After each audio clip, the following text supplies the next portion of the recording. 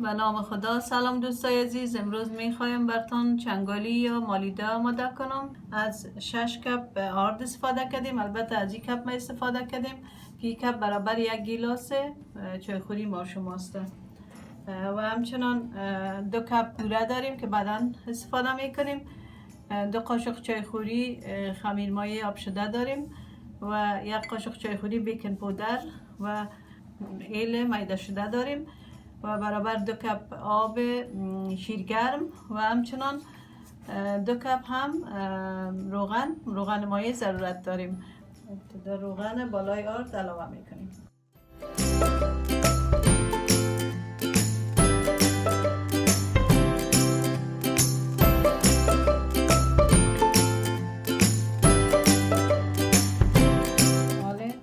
خمیر مایه آب شده را، البته 2 قاشق چایخوری خمیر مایه است و همچنان 1 قاشق هم بیکن پودر داریم.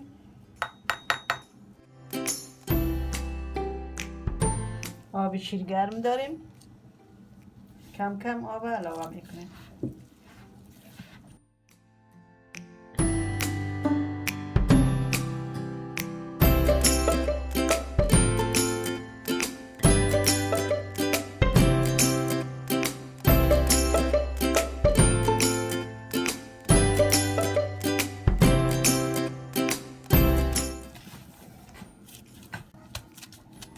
خمیر ما آماده شد.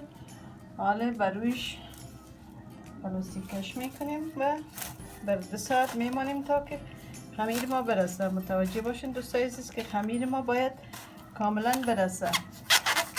خمیر ما رسیده و حالا ما میخوایم که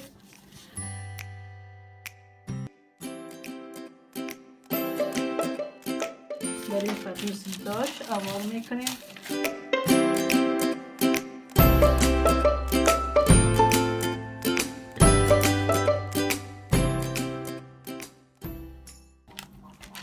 حالا ما روت مالیده را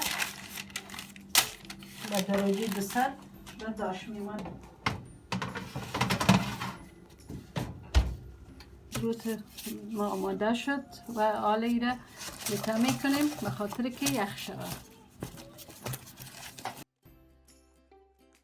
برای دوستا روت یخ کرده و حالا در بلندر مندازیم و از بلندر میکشیمش.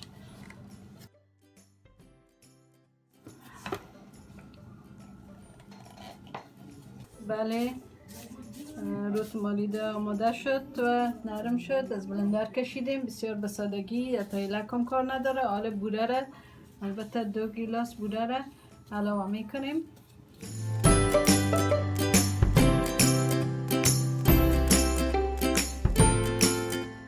و همچنان ایل میده شده را بروش علاوه میکنیم.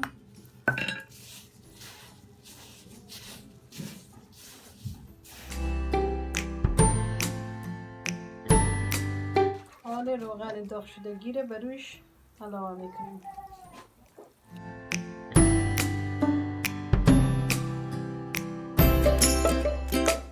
بله دوستای عزیز، مالیده آماده شد و میتونین که امرای پسته دیزاین کنین و کانال ما آشپزخانه ملاحت لایک و سابسکرایب یادتان نره. تشکر از شما. خداحافظ.